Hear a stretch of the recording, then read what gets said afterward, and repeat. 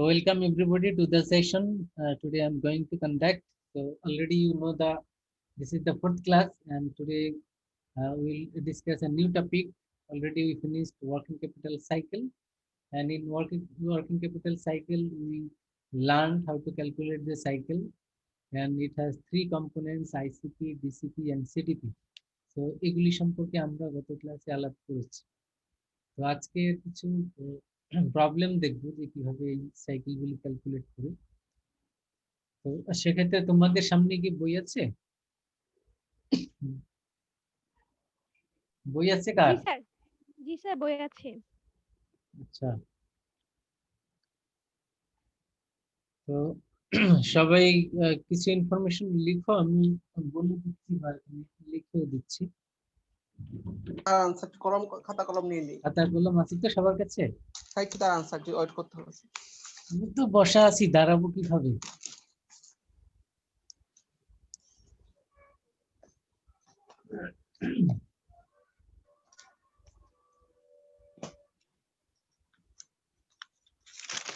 ICP. ICP already you know, inventory conversion period. It is what we are saying 60 days. 60 days ICP দেয়া আছে। Sir লেখাগুলো sir উল্টা কেন sir? মানে আমাদের ক্যামেরায় কি উল্টা আসছে নাকি স্যার আপনি উল্টা করে লিখতেছে? বুঝতে পারছি বি আসছে, তারপর 0, তারপর স্যার 1, আবার ইকুয়াল টু 7, 1, তারপর একটা স্যার যে আকারের মতন। আমরা কি উল্টা দেখছি নাকি স্যার? তোমরা কি উল্টা দেখতে পাচ্ছ? জি স্যার, লেখাগুলো সব ইংলিশ লেখাগুলো সব উল্টা স্যার। দেখি আমি সেটিংসে সমস্যা কিনা চেঞ্জ করে দিয়ে দেখি।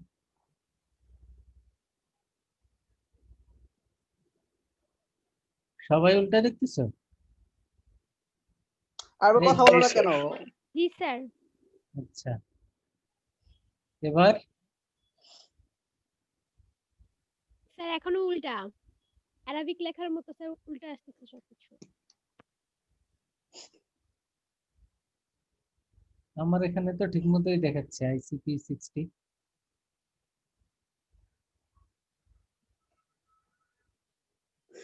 ইন্ডিয়ান অক্ষরের মতো লেখা আছে স্যার। ইংলিশ লেখাগুলো স্যার উল্টা লেখা আছে স্যার। ইংলিশ লেখা উল্টা? আচ্ছা,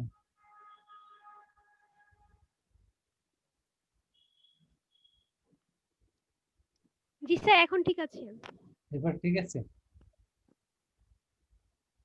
এবার জি স্যার। যাক, তাহলে ICP 60 days, তারপরে রিসিভেবল কালেকশন পিরিয়ড 36।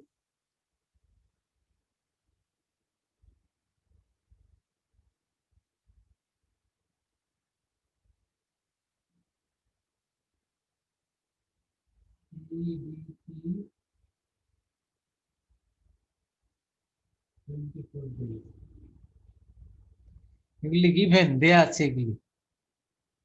এখন হোয়াট টু ডু, আমরা কি করব? এখানে আমাদের করণীয় হলো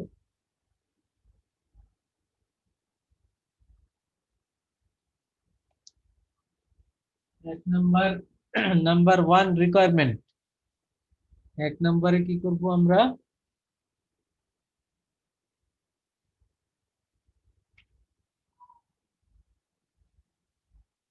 ক্যাশ কনভার্সন সাইকেল, এটা বের করব। নাম্বার 2,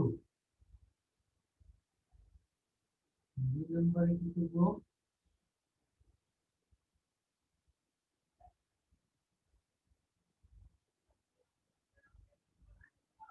সেল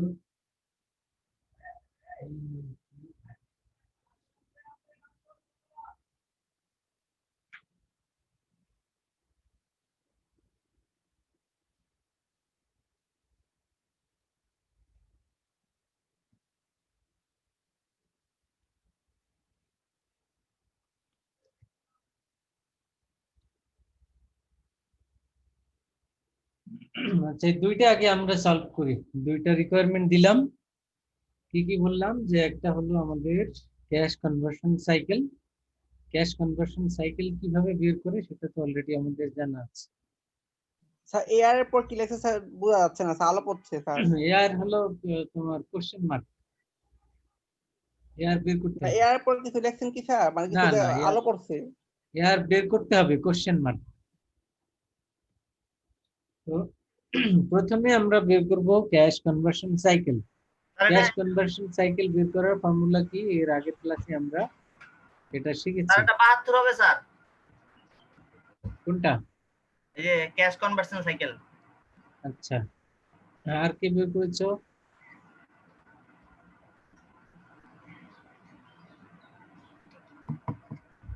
আর কি বের করেছো বলো?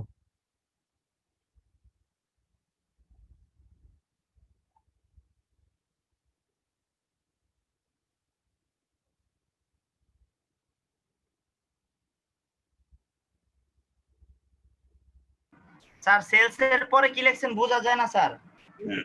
সেলস কত অ্যামাউন্ট দেয়া আছে? 3,96,000। স্যার এর এর পরে এআর। এআর বের করতে হবে কোশ্চেন মার্ক। স্যার এটা তো স্যার করি নাই স্যার আগে। এটা করে দিব, তার আগে এক নম্বরটা করো। স্যার এক নম্বরটা তো করলামই স্যার 72। স্যার বাহ। অ্যান্সার হচ্ছে 72। বাকিরা সবাই করেছো?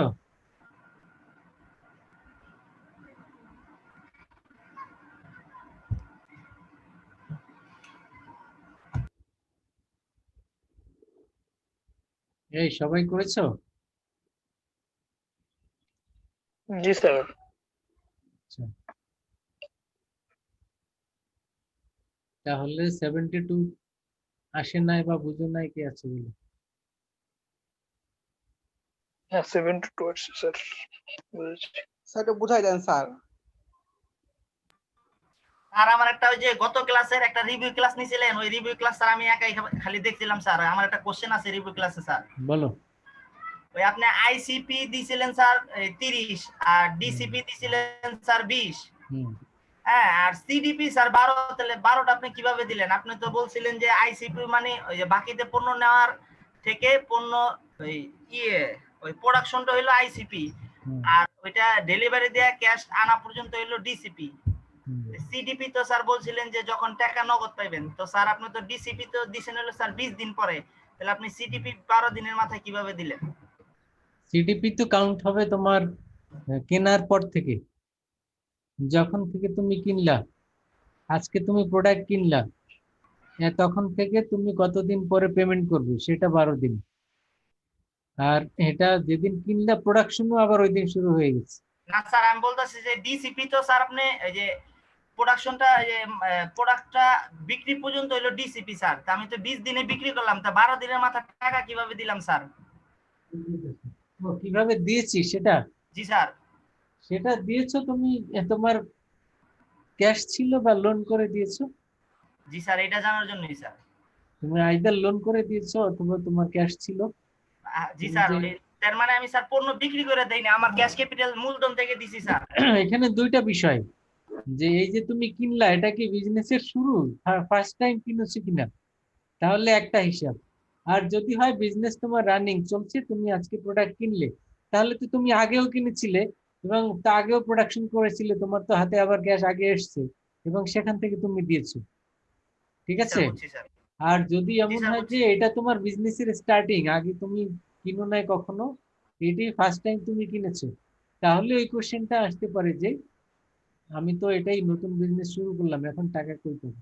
সেটা তোমার হাতে যদি ক্যাশ ইন হ্যান্ড থাকে, ব্যাংক থাকে, অথবা সেটাও না থাকলে তুমি লোন করে হয়তো দিয়েছো, এই ভরসায় দিয়েছো যে কিছুদিন পরে তো সেল করে তোমার আবার ক্যাশ কালেকশন হবে, তখন আবার লোনটা পেমেন্ট করে দিবে।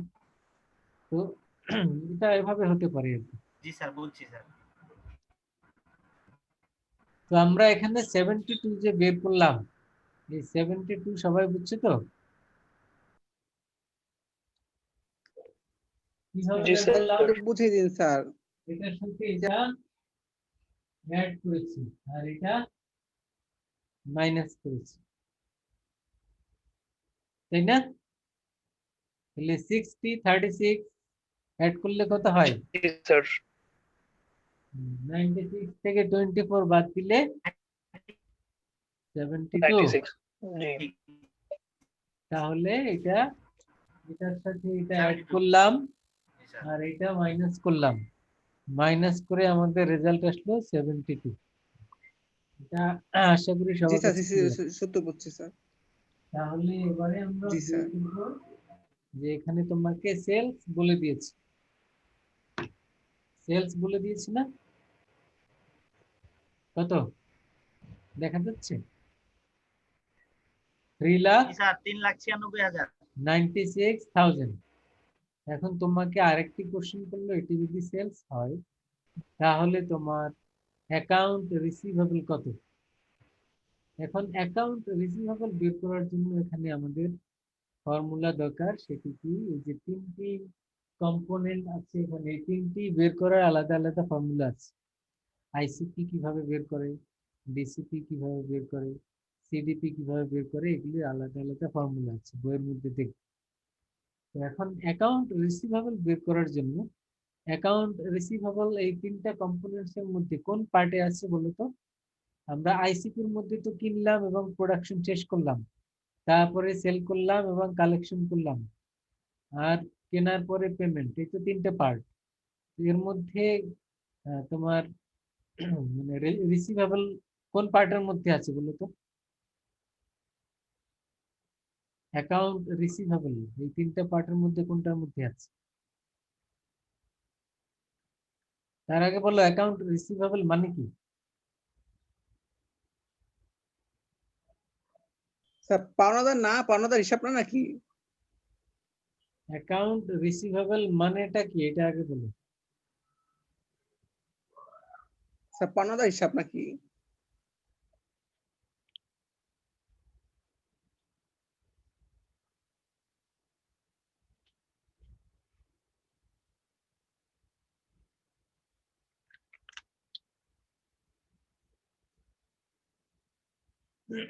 আমরা যখন আমরা যখন বাকিতে সেল করি, এর একটি সময় পরে গিয়ে আমরা কালেক্ট করি। তাহলে এখন প্রশ্ন হলো, আজকে সেল করলাম, কালেকশন করলাম 10 দিন পরে, 12 দিন পরে, তাহলে এই যে একটা সময় পরে গিয়ে কালেকশন হবে, এটাকেই বলা হয় account receivable. when we sell on credit, then debtors created, and debtors is the account receivable. In accounting term it is called account receivable. আমরা যখন বাকিতে বিক্রি করি, তাদের কাছে যে টাকাটা আমরা একটি সময় পরে পাবো বা কালেকশন করব, সেটাকেই বলা হয় ডেটর্স। এই পার্টি হলো ডেটর্স, আর যে টাকাটা আমরা পাচ্ছি অ্যাকাউন্টিং এর ভাষায় এটাকেই আমরা অ্যাকাউন্ট রিসিভেবল বলছি। এটা আমাদের একটি কারেন্ট অ্যাসেট, কারণ একটি সময় পরে গিয়ে আমরা এটা কালেক্ট করব। এটা হলো অ্যাকাউন্ট রিসিভেবল। এবার বলো কোন পার্টের মধ্যে আছে এটি? আইসিপি, ডিসিপি আর সিডিপি কোন পার্টের মধ্যে অ্যাকাউন্ট রিসিভেবল আছে বলো? ডিসিপি জি, DCP DCP, debtors collection period, এই পার্টের মধ্যে রয়েছে, কারণ আমরা সেল করেছি এবং সেল করার পরে কালেকশন করব, তো এটা তো ডিসিপি। এই অ্যাকাউন্ট রিসিভেবল বের করার জন্য আমাদের যে ফর্মুলাটা অ্যাপ্লাই করব সেটা হলো ডিসিপির ফর্মুলা। এখন ডিসিপির ফর্মুলা কি? এটা বইয়ে আছে, তোমরা দেখে নাও, আমি এটা পুরো লিখে দিচ্ছি এখানে। ডিসিপির ফর্মুলাটা জানলে আমরা, ডিসিপির ফর্মুলাটি হলো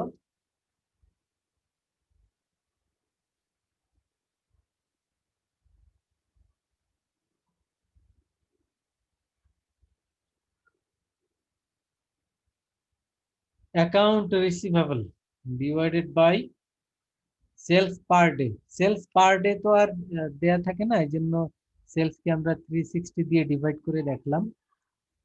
সেলসকে 360 দিয়ে ডিভাইড করে দেখানো মানে হলো সেলস পার ডে।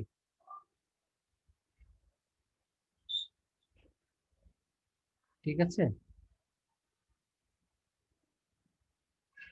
বুঝছো? জি স্যার তাহলে ফর্মুলাটি কি হলো?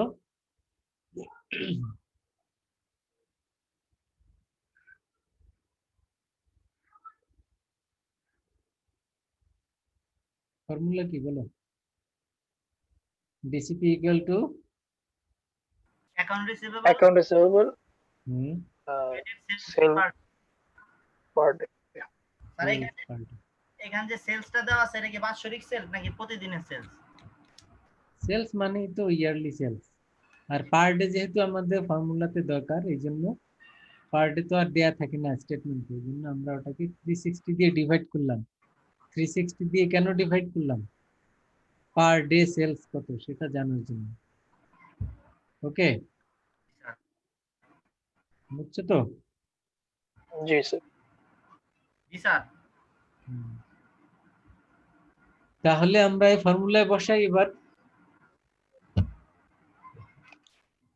না ডিসিপি কত আমাদের আগে লিখে দিয়েছিলাম, কত? 36 days।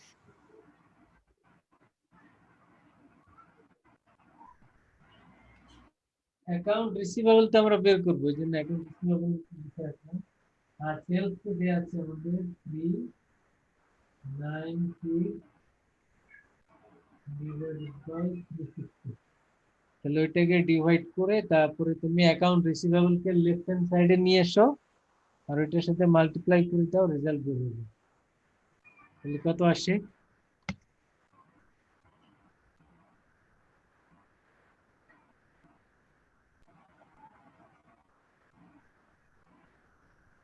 কত আসে বলো?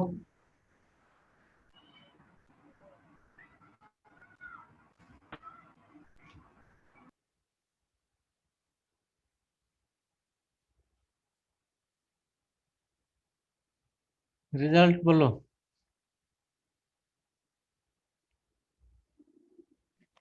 39,600।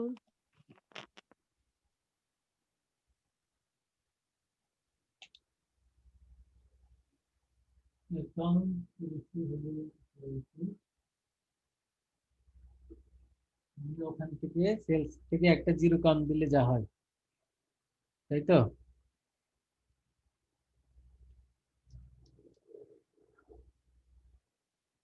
বুঝছো কি?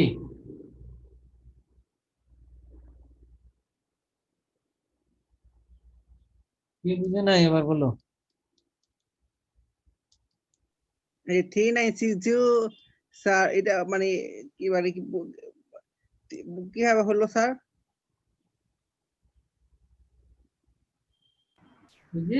যেটা লেখা আছে ওইটা সলভ করো।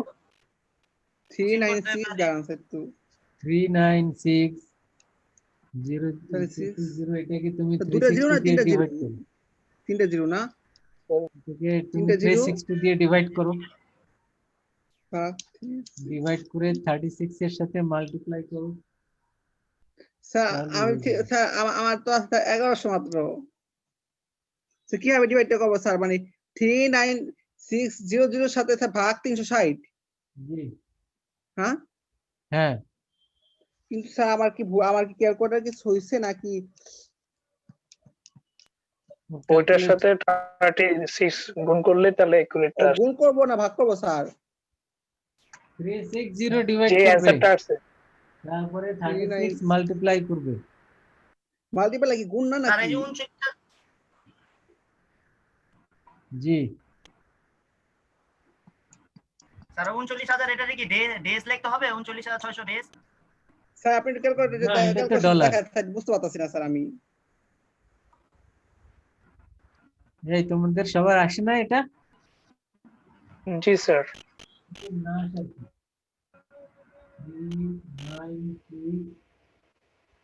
396 এটাকে এটাকে বলেছি 360, আর এটাকে এই করতে বলছি। স্যার প্লাস ইনটু এবার স্যার কি বুঝছো? রেখেছেন পরে? ও স্যার জি স্যার এবার বুঝছি স্যার। এবার বুঝছো? এবার বুঝে নাই? 396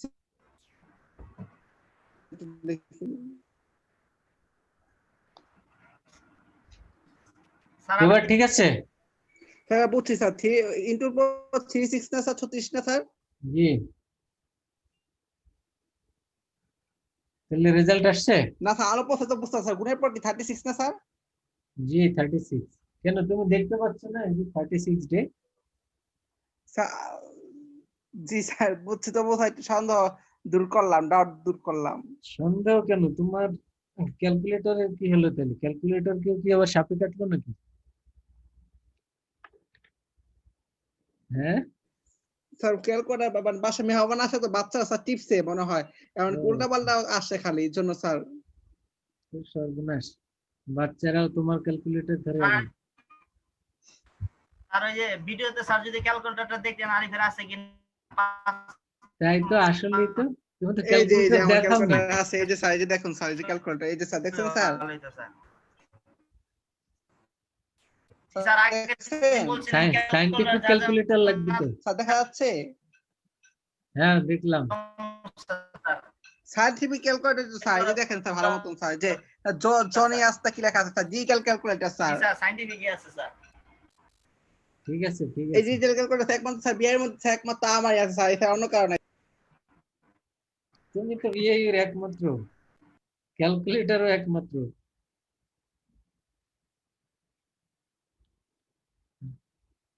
বিয়েতে আরিফও তো একজন, ক্যালকুলেটরও একটি, সবই sir single. Digital calculator sir, sir আমি স্যার একমাত্র স্যার ডিজিটাল ক্যালকুলেটর বাংলা, এই যে বিয়ের মধ্যে একমাত্র আমারই আছে। তুমি এইটা কোথায় কালেক্ট করলে?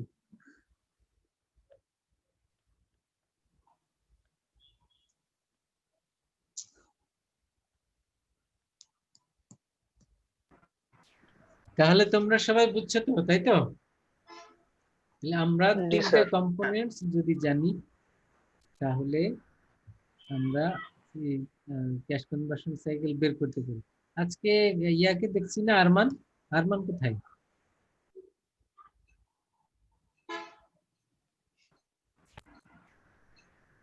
ফার্স্ট ক্লাসে ছিল। ও, আচ্ছা। লাস্ট ক্লাসে স্যার লাস্টের দিকে আসছিল স্যার। ও, আচ্ছা, তাহলে আমরা এবারে একটা থিওরিটিক্যাল পার্ট আলাপ করব। টাইপস অফ ওয়ার্কিং ক্যাপিটাল তো আমরা আলাপ করেছি, তাই না? বলো তো, টাইপস কত রকম? আরিফ বলো, ওয়ার্কিং ক্যাপিটালের টাইপস কত রকমের types?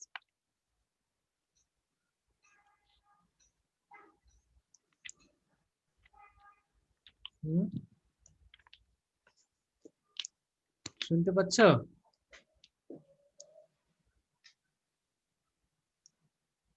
Types of working capital.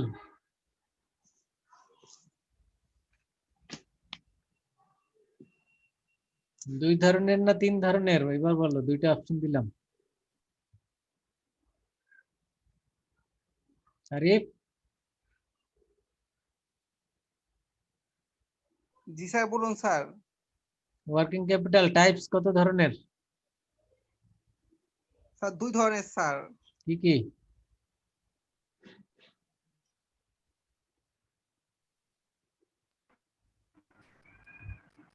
কি কি বলো, কে বলতে পারবে? একটা নেটওয়ার্কিং ক্যাপিটাল, একটা হলো gross working capital.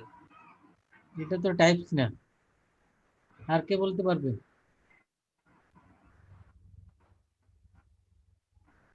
Sir current asset আর কারেন্ট লায়াবিলিটিস। এটাও টাইপস না, মানে টাইপস আমরা পড়িনি। না types sir, of working sir capital, এগুলি তো স্যার পড়ানো কনসেপ্ট হইছে, কনসেপ্ট পড়ানো এটা তো হইছে কনসেপ্ট, টাইপসের এটা কনসেপ্ট। কনসেপ্ট টাইপস দুই ধরনের, যদি নাও পড়ি আবার শুনি নাও, অপারেটিং সাইকেল পড়াইছে স্যার। স্যার আপনি পড়লেও স্যার দিলে স্যার একমাত্র ভালো কথা স্যার, আমরা ডিটারমিনেন্ট স্যার। পড়লেও ভালো, না পড়লেও আবার শুনো। Two types of working capital, একটি হলো পার্মানেন্ট আর একটি হলো ভেরিয়েবল। একটি পার্মানেন্ট ওয়ার্কিং ক্যাপিটাল বা ফিক্সড ওয়ার্কিং ক্যাপিটাল, আর একটি হলো variable working capital. The working capital which is fixed over the time, এটা হলো পার্মানেন্ট। তার মানে in every month the specific amount of working capital is required. For example, আমরা এমপ্লয়ীদের salary দিব, প্রতি মাসে সেম অ্যামাউন্টেরই তো স্যালারি দিচ্ছি আমরা। তার মানে এটা আমাদের প্রোডাকশন কম হোক, বেশি হোক অথবা না হোক, এমপ্লয়ীদের স্যালারি তো দিতেই হবে। এটা ফিক্সড ওভার দ্য টাইম, এটাকে বলা হয় ফিক্সড ওয়ার্কিং ক্যাপিটাল। আর যেই working capital, the working capital which fluctuate or varies with the amount of production, that is the variable working capital. Due to season এটা ভ্যারি করতে পারে, due to production level এটা vary করতে পারে। তাহলে আমরা যদি প্রোডাকশনের কারণে কম বেশি হওয়ার কারণে র ম্যাটেরিয়ালস কম বেশি দরকার হতে পারে, সিজনের কারণে যেমনি শীতের সিজনে আমাদের গরম পোশাক, ওয়ার্ম ক্লথ ডিমান্ড বেশি, এগুলোর প্রোডাকশন বেশি। আবার গরমের দিনে সামার সিজনে আবার এগুলির ডিমান্ড নাই। তাহলে এক এক সিজনের কারণে ওয়ার্কিং ক্যাপিটালের রিকোয়ারমেন্টও ডিফারেন্ট হয়। এই ওয়ার্কিং ক্যাপিটালটাকে আমরা বলছি ভ্যারিয়েবল, যেটা ফ্লাকচুয়েট করে, কম বেশি দরকার হয়। আর যেটা সবসময় সমান থাকে, ফিক্সড থাকে, সেটা হলো ফিক্সড ওয়ার্কিং ক্যাপিটাল। ওকে, বুঝছো কি? জি স্যার। স্যালাইড গুলো একটু দেখান স্যার। হ্যাঁ, স্যার স্যালাইড গুলো একটু আনেন স্যার, স্যালাইড। এই যে দুইটা বললাম, শুনো নাই? স্যার শুনছি স্যার, স্যালাইড গুলো যদি একটু স্যার ইসে আনতেন প্রতিবারের মতন। হুম,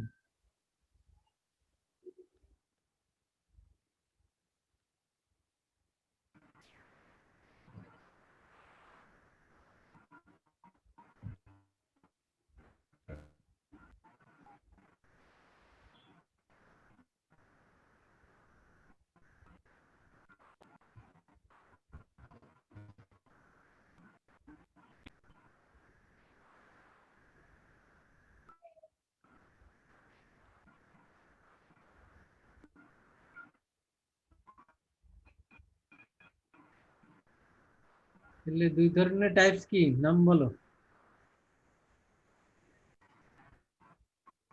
আরে বলো, টাইপস দুইটা বলো।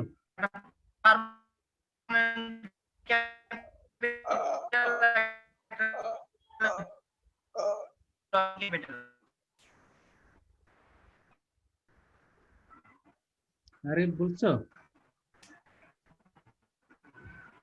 স্যার নেট প্রবলেম স্যার, কি বলছে স্যার শুনছি না স্যার, কেটে কেটে আসছে স্যার। তুমি বলো, তোমাকে জিজ্ঞেস করছি তো।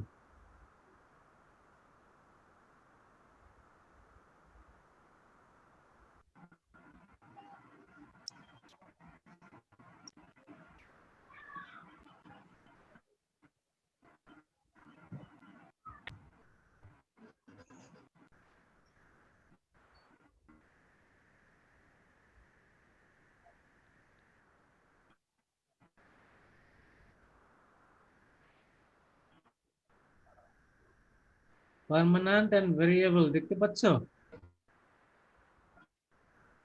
জি স্যার। তো আমরা এই দুইটার কথাই বললাম এতক্ষণ, যে ওয়ার্কিং ক্যাপিটাল দুই ধরনের, একটি হলো পার্মানেন্ট ওয়ার্কিং ক্যাপিটাল আর একটি হলো ভ্যারিয়েবল। পার্মানেন্ট অথবা ফিক্সড, ফ্লাকচুয়েটিং আর ভ্যারিয়েবল, একই কথা, মনে থাকবে?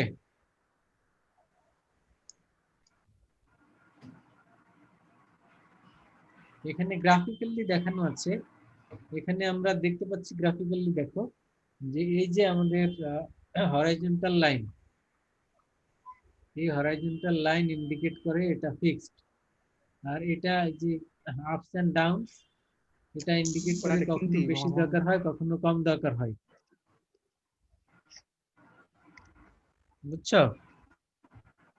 এটা আমরা বুঝতে পারি টেম্পোরারি বা ভেরিয়েবল, ফ্লাকচুয়েটিং মানে কি, মানে হলো কখনো বেশি কখনো কম, আর এটা হলো ফিক্সড, জি স্যার। এই জন্য এটা স্ট্রেট লাইন।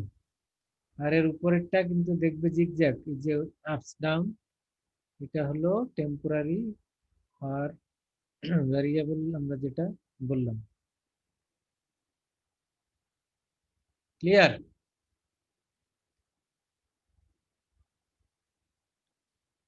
এরপরে আমরা আলাপ করব ডিটারমিনেন্টস অফ ওয়ার্কিং ক্যাপিটাল, যে ওয়ার্কিং ক্যাপিটালের লেভেল ডিটারমাইন করার জন্য, তার মানে একটি ফার্মের ওয়ার্কিং ক্যাপিটাল কি পরিমাণ হবে, এটা কি কি ফ্যাক্টরের উপর ডিপেন্ড করবে। মনে করো তুমি যদি চিন্তা করো আমি ভার্সিটিতে যাব, এখন আমার আজকে হাত খরচ কত দরকার, এটা কোন কোন ফ্যাক্টরের উপর ডিপেন্ড করবে? অনেক ফ্যাক্টরের উপরে ডিপেন্ড করবে যে তুমি আসলে ভার্সিটিতে গিয়ে আজকে নাস্তা করবে কিনা, নাস্তা করলে তুমি হালকা নাস্তা না ভারী নাস্তা করবে, তারপরে আজকে তোমার কোনো কাগজ কলম কিনতে হবে কিনা, তারপরে আজকে তুমি বাসে যাবে না রিক্সায় যাবে, নাকি আরিফের মতো যাত্রাবাড়ি থেকে হেঁটে আসবে, এরকমের অনেক বিষয়াদি আছে না এখানে। আরিফ এখনো হেঁটে আসো তুমি? স্যার হেঁটে আসি স্যার। তাহলে তোমার ওয়ার্কিং ক্যাপিটাল অনেক কম লাগবে না, মানে হাত খরচ কম? জি স্যার, ওই টাকা দিয়ে স্যার ওই যে পোলাপাইনে খাওয়াই স্যার। আচ্ছা, তাহলে আবার যে হেঁটে না এসে রিক্সায় আসে ওর কি বেশি লাগবে না তোমার চেয়ে? জি স্যার, বেশি লাগবে স্যার। আচ্ছা, তাহলে এইখানে খেয়াল করো, এখানে এই যে ফ্যাক্টর, তার মানে হেঁটে আসা, ওয়াকিং অন ফুট, এটা একটা ফ্যাক্টর যে তোমার হাত খরচ বেশি লাগবে না কম লাগবে। আবার কেউ রিক্সায় আসলো, সেটা একটা ফ্যাক্টর। আবার তুমি বললে যে আমি এই কাদেরকে খাওয়াও, ফ্রেন্ডদেরকে? বদমাস পোলাপাইন আছে না স্যার, ওদের খাইতে চায় না, জোর করে খাইতে চায় স্যার। আচ্ছা আচ্ছা, তো বদমাইশ কেন? খাইতে চাইলে কি ফ্রেন্ডরা খাইতে চাইতেই তো পারে। স্যার এটা আমার স্যার অনেক চালান চালাচ্ছে, আমার কলিজার স্যার বাজা বাজা করে দিয়েছে স্যার। হায় হায়, আল্লাহর কাছে সর্বনাশ। দোয়া করে গো, আমার যে জ্বালা যন্ত্রণা হয়েছে তার সবটা জানি আল্লাহ জানি, মানে ইহ জীবনে দিয়ে দেয়, মরলে পরে কবরের মধ্যে দেওয়া যায় স্যার। না না, কি বলো তুমি? তুমি ফ্রেন্ডদেরকে খাওয়াইলে এটা তো ভালো, ফ্রেন্ডরা তোমাকে ভালো বলবে। স্যার একটা স্যার খুশি হ্যাঁ, হয়ে খাওয়ান, ঠিক আছে, আনন্দ চিত্তে ঠিক আছে খাওয়াবে। যেমন স্যার অনেক সময় এই যে আপনার কোনো মনে করেন প্রমোশন টমোশন পাইলে বলেন যে এসে ও ভাই আপনি পাইছেন, আমার হয়তো সেটা আলাদা ভিন্ন জিনিস। আর একটা স্যার যুদ্ধ বস্তু চাপ প্রয়োগ করে সন্ত্রাসীদের মতন, ওটা আরেক জিনিস স্যার। ওইটা তোমাকে হয়তো ওরা বেশি লাইক করে, এই জন্য সবাইকে তো আর চাপ দেওয়া যায় না, যে জানে যে আরিফ ছেলেটা ভালো, অনেক নম্র ভদ্র, খাইতে চাইলেই খাওয়ায়, এই তোমার যে ভালো গুণগুলি এটা ওরা তো সবাই জানে, এই কারণেই তো তোমার কাছে খাইতে চাই। আর তুমি যদি আবার খারাপ হতে তাহলে তো তোমার কাছে দূরে থাকতো, আর এখন তো আরো তোমার ক্লোজ হতে চাই ওরা, এটা তো তোমার ভালো গুণ, সমস্যা কি?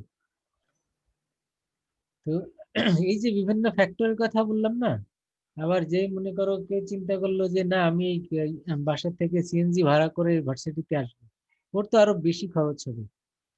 আর যে চিন্তা করলো যে আমি হেঁটে যাব ভার্সিটিতে, নিজেও এক কাপ চা খাবো না, কাউকেও খাওয়াবো না, ফ্রেন্ডরা যদি খাইতে চায় তাহলে আমি আরেক দিক থেকে পালাবো, তো এরকমের যদি হয় তাহলে তো ওর ওয়ার্কিং ক্যাপিটাল ওর খুবই কম দরকার, বা নাই নাই নাই বললেই চলে, না স্যার দরকার আমার হবে সাথে না। আবার অন্যান্য বেঁচে পোলাপাইন এসে খাওয়াইছি স্যার, এটা আমার ভালো একটা ভালো আচরণ করে, তাই স্যার বা বড় ভাইদের খাওয়াইছি, জুনিয়র ভাইদের খাওয়াইছি স্যার। কিন্তু স্যার আমি মানে কিন্তু স্যার এই বেঁচে পোলাপাইনের হাতে কোনো দুই একজনের মনে থেকে খাওয়াইছে, আর বেশিরভাগই স্যার যুদ্ধ চাপ প্রয়োগ করে খাওয়াইছে স্যার, শয়তান পোলাপাইন। এই তোমার সাথে যারা পড়ে এখানে এখন আছে মেজরে, এদেরকে খাওয়াইছো একবারও? না স্যার, এদেরকে খাওয়াবো স্যার, ট্রিট দিব স্যার। তবে স্যার এর আগে যে বেঁচে সাথে ছিলাম 35 36, যারা আমাকে অনেক পড়ালেখা হেল্প করছে, সাহায্য করছে স্যার, এই করোনার মধ্যে অনেক সময় ভার্সিটি গেছে পড়া, এদেরকে আমি নিজে থেকে খাওয়াইছি স্যার। এরা বলে না যে আমার খাওয়া বা চাপ প্রয়োগ করে, আমি নিজে থেকে খাওয়াইছি স্যার, খুশি আনন্দিত চিত্রে স্যার। গুড, এটা তো ভালো কথা, সবাই তোমার প্রশংসা স্যার করবে। আপনার কথা একদিন ট্রিট দিব না স্যার। ইনশাআল্লাহ। তুমি এই যে বলেছো, দেখা যাক, সবাই কিন্তু তুমি এই এখানে বলাতে কিন্তু সবাই শুনে ফেললো, এবং সবাই শোনাতে তুমি যদি না দাও তো তোমাকে এরাই জিজ্ঞেস করবে, এই তোমার না ক্লাসে তুমি বলছো ট্রিট দেওয়ার কথা, তুমি তো এটা বললে তো নিজেই নিজেকে বিপদে ফেললে। স্যার আমি বাসা থেকে মানে খাবার তৈরি করে ওদের খাওয়াই দিতাম, কিন্তু স্যার ও বেঁচে পোলাপাতে খাইতে চায় না, বলতো আমি নাকি চাউল না কইরা ওদের বসীভূত করে ফেলবো স্যার। এর জন্য স্যার কেউ আমরা খাইতে চাইতো, মানে টাকা দিলে ওরা কিনা খাইতো, বাট মানে বাসা থেকে যে একটা খাবার নিয়ে আসতে যে ওরা খাইবো, ধরেন বাসা থেকে কোনো কিছু একটা বানায় নিয়ে আসে, ওইটা স্যার খাইবো না স্যার, মোর জীবনও খাইবো না। তাকে আপনাকে তাবিজ কোর্স করে নিয়ে আসছি যে এরকম। এমনকি যেসব স্যার আমার সাপোর্ট করার সমস্ত এদের নাই বদলাম হয়েছে, যে এই নিশ্চয় তাকে খাওয়ালো তাবিজ কোর্স করে করে নিজের বসীভূত করে আনছে। যেমন আব্দুল আল মামুন স্যার কথা বলে আমি না কোন স্যার তাবিজ কোর্স করে বসীভূত করছি লেগে স্যার, উনি স্যার আমার স্যার কিছু বুঝে না স্যার। আবু সুফিয়ান স্যারের কথা বলতো, রায়হান স্যারের কথা বলতো যে আর তাবিজ কোর্স করে খাওয়ালে বসীভূত করছে, এর লেগা হ্যাঁ আমার কথা উঠে আর না বহে। হ্যাঁ, কিন্তু তুমি তো আমাকে একবারও খাওয়া নাই, তাইলে কি হইলো বিষয়টা? স্যার এটা আমি জানি আপনি জানেন, কিন্তু ওর তো স্যার অন্য বিশ্বাস করে, মনে করে স্যার এটা খাওয়ালে তাবিজ কোর্স করছে এই লেগে স্যার ওর কথা উঠে আর বসে স্যার। কেউ স্যার খাইতে চায় না স্যার, মনে করেন স্যার তাবিজ কোর্স করুন স্যার, এই করে আমি কেউ খাইতে চায় না স্যার। যাক, তুমি ট্রিট দেওয়ার কথা তোমার ফ্রেন্ডরাও শুনলো, আমাদেরকে দেওয়ার কথা সেটাও আমরা শুনলাম, দেখা যাক কি হয়, আল্লাহ ভরসা। তো এই যে বিভিন্ন ফ্যাক্টরের কথা বললাম, দেখো এই ফ্যাক্টরগুলির কারণে ওয়ার্কিং ক্যাপিটাল কম বেশি দরকার হয়। এটা তো ইন্ডিভিজুয়াল বললাম, ব্যক্তির ক্ষেত্রে, যে তোমার খরচ কম দরকার না বেশি দরকার, অনেকগুলি ফ্যাক্টর আছে এখানে। বিজনেসের ক্ষেত্রেও একইভাবে এই ফ্যাক্টরগুলি কি কি যেমনি এখানে আছে, দেখো। Number 1, nature of business. বিজনেসের নেচার বলতে এটা কি প্রাইভেট নাকি পাবলিক নাকি গভর্নমেন্ট নাকি এটা তোমার সোল প্রপ্রাইটরশিপ নাকি পার্টনারশিপ, নেচারটা কেমন। যদি বিজনেসটা অনেক বড় হয় সেক্ষেত্রে ওয়ার্কিং ক্যাপিটাল আবার বেশি দরকার। বিজনেস যদি ছোট হয় সেক্ষেত্রে ওয়ার্কিং ক্যাপিটাল কম দরকার। তারপরে nature of business will determine the level of working capital. তাহলে তোমাকে যদি জিজ্ঞেস করা হয় how the nature of business determine the level of working capital, তুমি বলবে কি বলবে, যে obviously the nature of the business determine the working capital, because by nature we know the business may be small, business may be large, business may be either government owned or the private owned. So it depends on the nature of business. So if the business is large, working capital requirement will be high.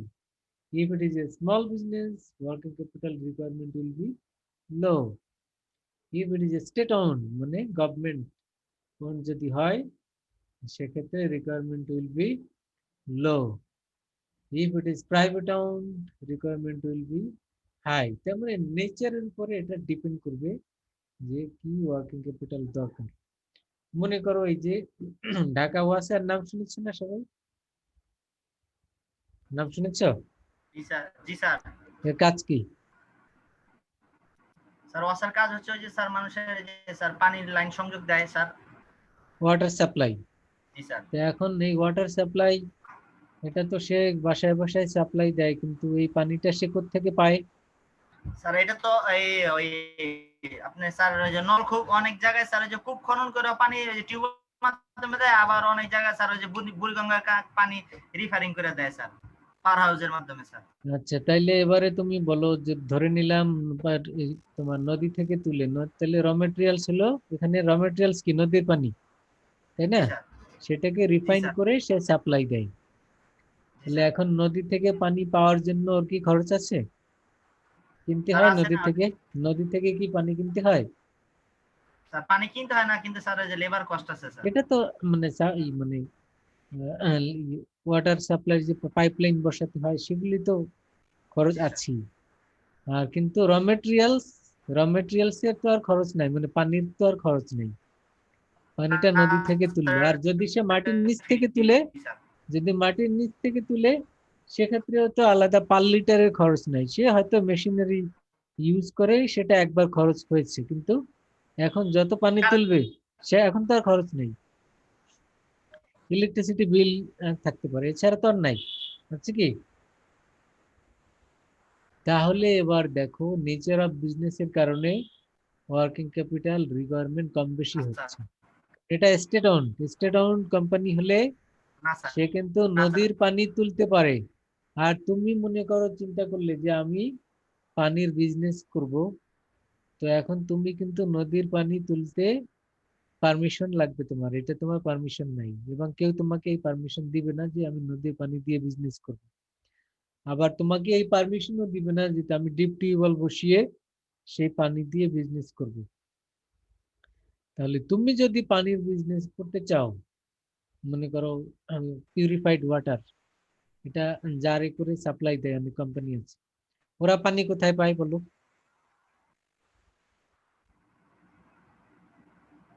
পানির ব্যবসা যারা করে ওরা পানি কোথায় পায়?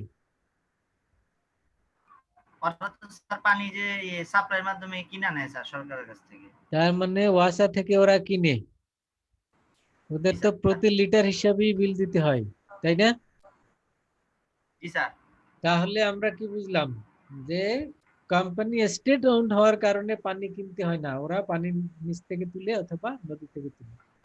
আর যদি private on হয় তার কিন্তু কিনে নিতে হয় ওয়াসার কাছ থেকে। তাহলে ওয়ার্কিং ক্যাপিটাল রিকোয়ারমেন্ট কার বেশি বলো? আর যে কিনে নিতেছে তার।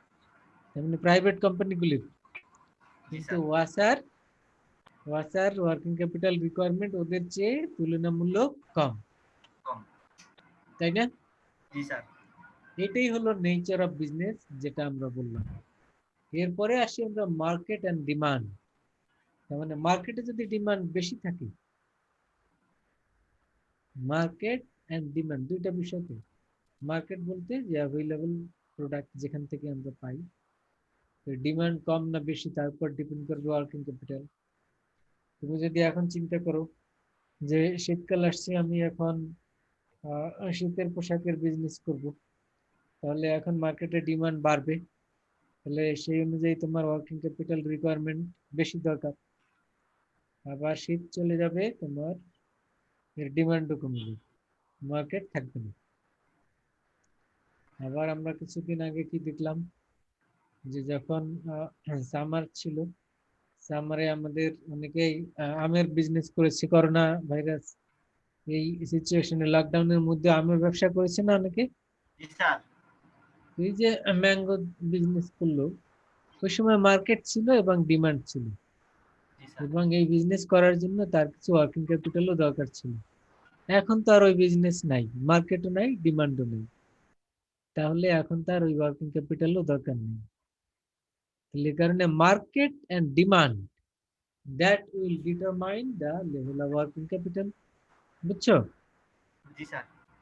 টেকনোলজি এন্ড ম্যানুফ্যাকচারিং পলিসিটা কি এরকম, টেকনোলজি এর কারণে ওয়ার্কিং ক্যাপিটাল কম বেশি হয়। টেকনোলজি কি, মনে করো একটা কোম্পানি চিন্তা করলো যে আমরা অটোমেশনে যাব, অটোমেশন মানে ম্যানুয়াল পদ্ধতিতে আমরা আর অ্যাকাউন্টস মেনটেন করব না, আমরা অটোমেশনে যাব, সবকিছু সফটওয়্যারে হবে। তাহলে এখন সফটওয়্যার ডেভেলপ করতে তার খরচ আছে না?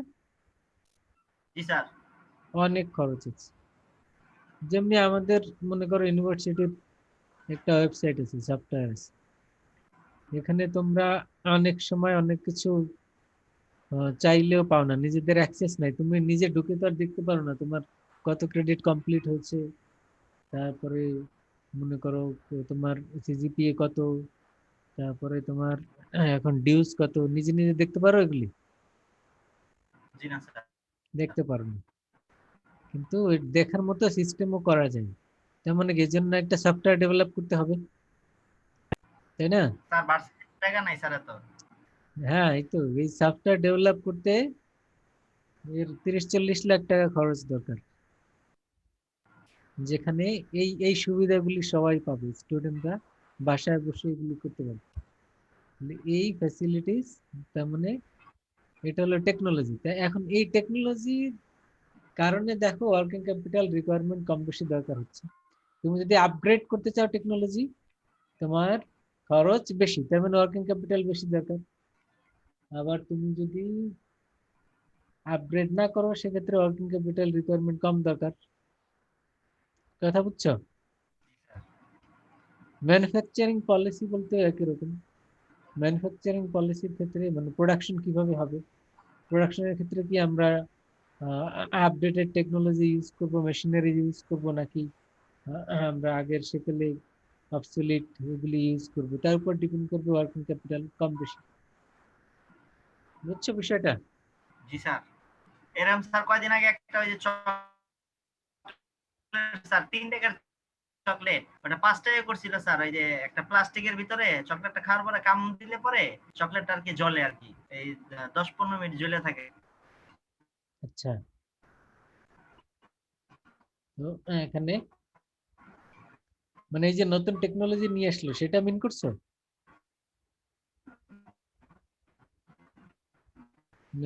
তুমি এটা দিয়ে কি মিন করলে সেটা বলো।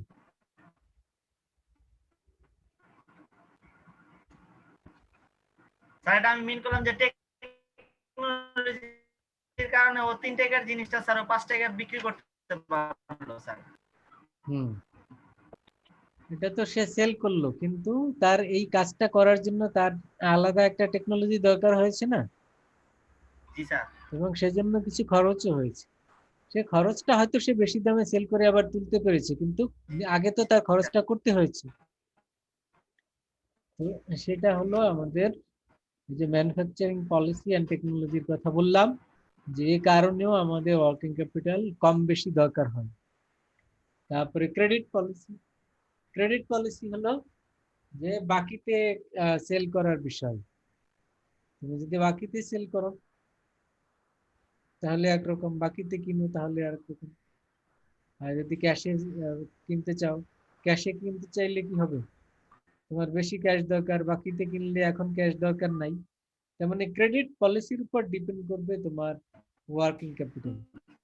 আবার বাকিতে সেল করলে তুমি চিন্তা করবে 1 মাস পরে আমার হাতে ক্যাশ আসবে, তাহলে এখন আমার ওয়ার্কিং ক্যাপিটাল কম থাকলেও চলবে, কারণ 1 মাস পরে তো ক্যাশ পেয়ে যাচ্ছে। এই জন্য এই ক্রেডিট পলিসির উপর ডিপেন্ড করবে তোমার ওয়ার্কিং ক্যাপিটাল। তুমি যদি চিন্তা করো যে আজকে আমি এক ফ্রেন্ডের কাছে 500 টাকা পাই, ক্যাম্পাসে গেলে আজকে দেওয়ার কথা, তাহলে আজকে খালি পকেটে গেলে, কারণ ও তো অবশ্যই দিবে, আগে এই কথা দিয়েছে, তাহলে তো তোমার খালি পকেটে গেলেও তোমার চলে, তাহলে আজকে তোমার ওয়ার্কিং ক্যাপিটাল কম থাকলেও চলে। তো এইটাই হলো ক্রেডিট পলিসি, যে এর উপরে ডিপেন্ড করবে তোমার ওয়ার্কিং ক্যাপিটাল কম দরকার না বেশি দরকার। সাপ্লাইজ ক্রেডিট তো বললাম একই রকম, purchase and sale. Operating efficiency and inflation.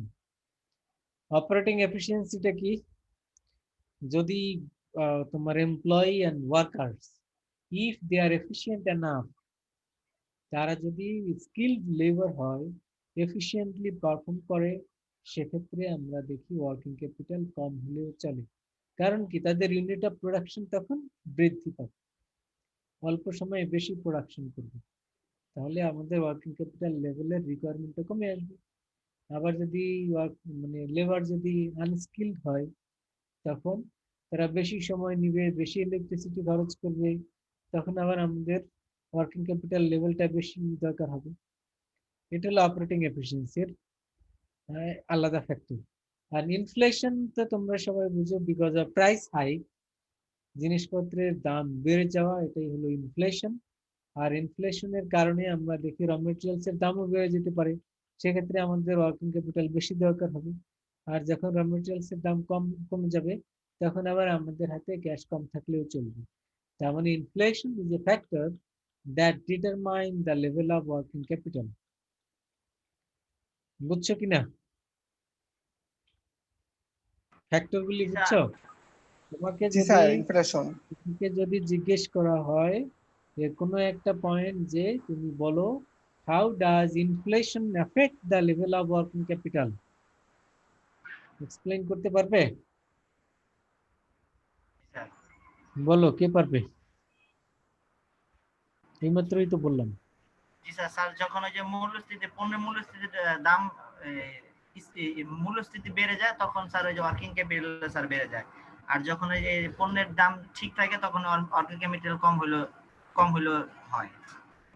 জিনিসপত্রের দাম বেড়ে গেলে কেন বাড়ে? Because of inflation. G sir. আচ্ছা, ইনফ্লেশনের কারণে জিনিসপত্রের দাম বাড়লো, আর জিনিসপত্রের দাম বাড়লে তো আমাদের ক্যাশ বেশি দরকার, কারণ আমাদের বেশি ক্যাশ দিয়েই তো কিনতে হবে, তাই না?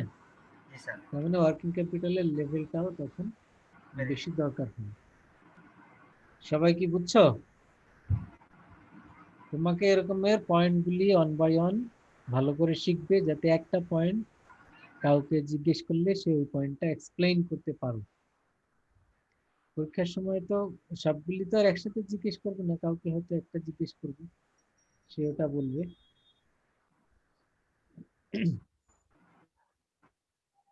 ঠিক আছে, সবাই নামাজ পড়েনি? আসরের নামাজ পড়েই তো ক্লাসে এসছো নাকি? জি স্যার। হুম।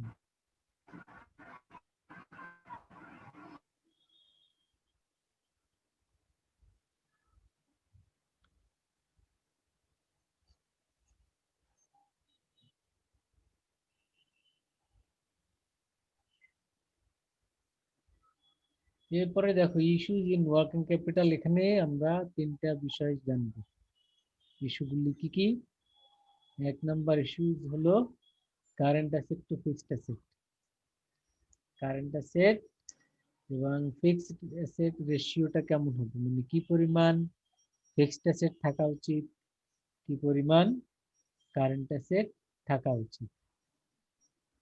তো এটা ডিপেন্ড করবে আমাদের পলিসির উপর। কি পলিসি? যে আমরা কোন ধরনের current asset investment policy follow করি। এখানে দেখো 3টা পলিসি গ্রাফে দেওয়া আছে, একটা হলো কনজারভেটিভ, একটা হলো অ্যাভারেজ, একটা হলো অ্যাগ্রেসিভ। এটা সহজে বোঝার জন্য আমি একটা এক্সাম্পল দিই, সেটা আগে শুনি।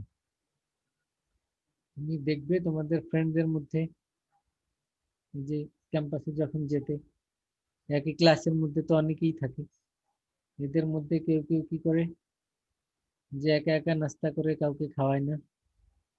এই যে আরিফের সাথে আরিফ বলল, আবার কেউ কেউ আছে যে 1 কাপ চা খাবে নিজে, কিন্তু নিজে খেতে গেলে আরো 3-4 জন একসাথে ডেকে নিয়ে যায়, একা একা খায় না।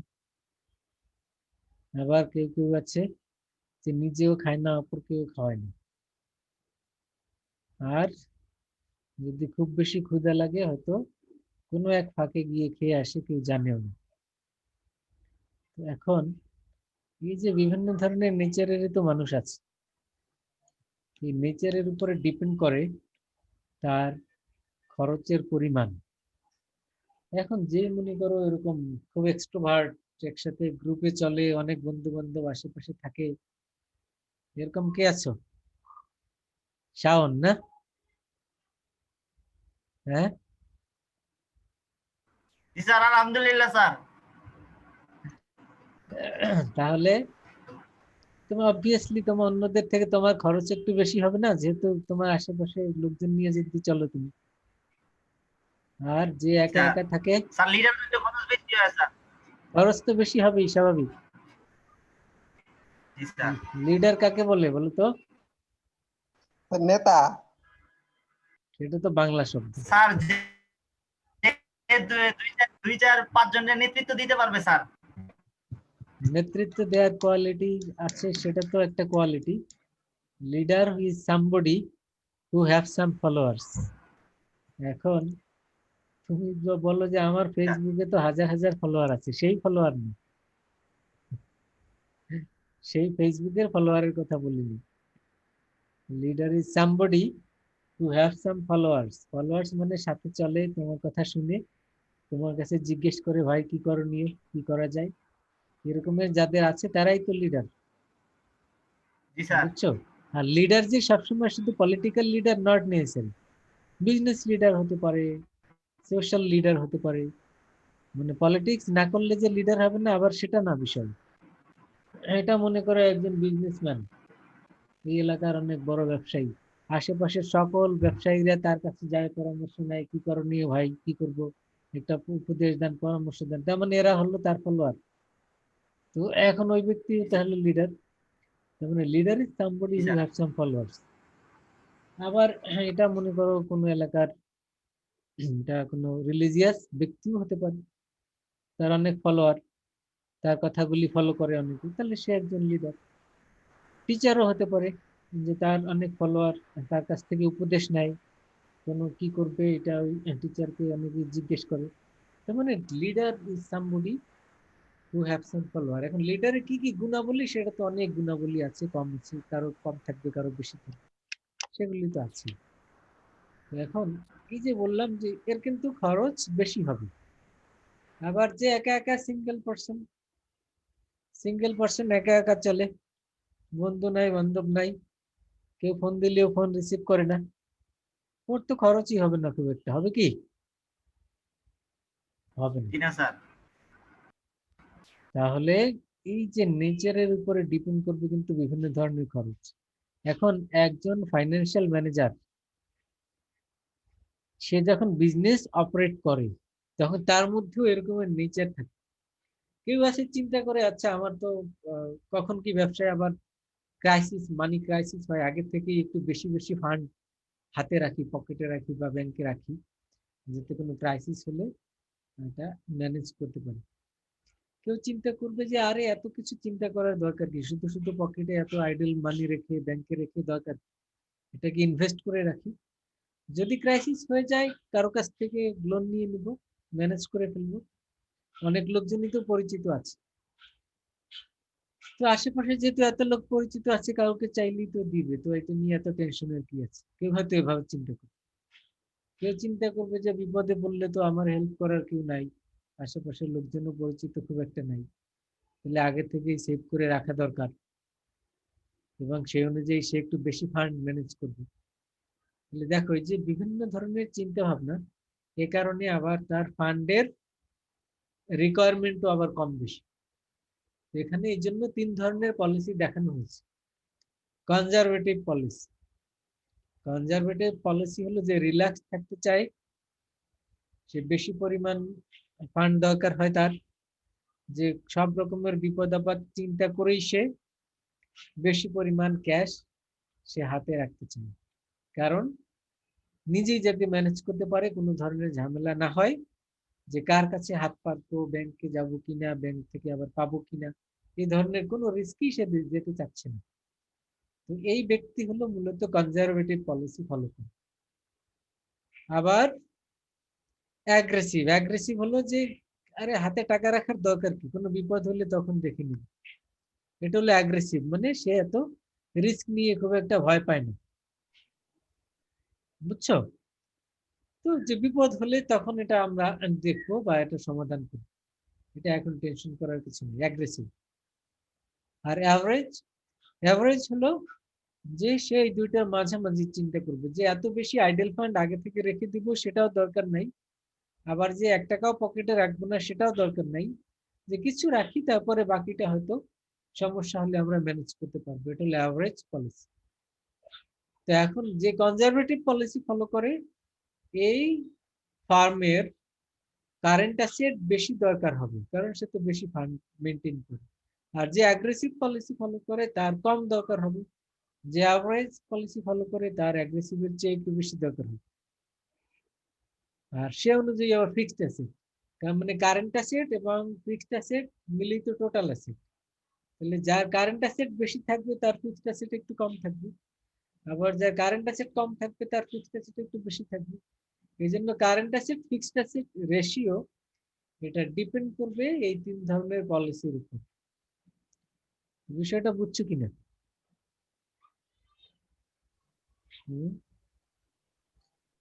সবাই বুঝছো কি? এই শুনতে পাচ্ছ? স্যার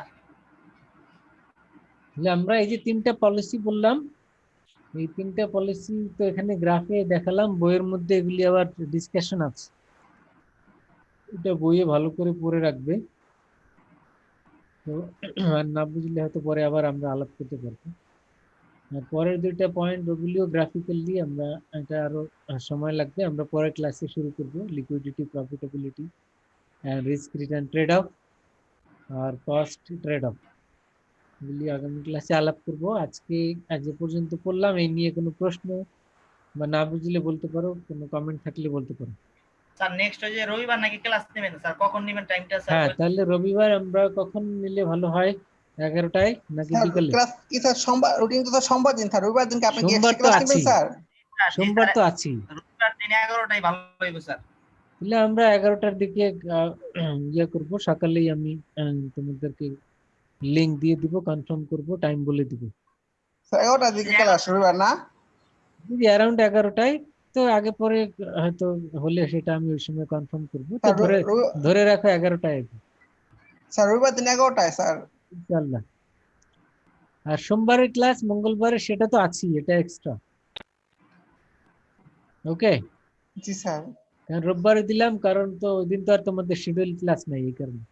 জি স্যার, সোমবার দিন আগে আরেক সোমবার আছে স্যার, ওই লাস্টের দিকে ওইটা তার ক্লাস তার নেবেন না, কারণ তার তখন পরীক্ষা পড়তে হবে স্যার। হ্যাঁ, আমরা আগে সিলেবাস শেষ করে দিব, মানে সমস্যা ওই হবে না। সোমবারের ক্লাসটা নিতেছেন আর কেউ অগ্রিম?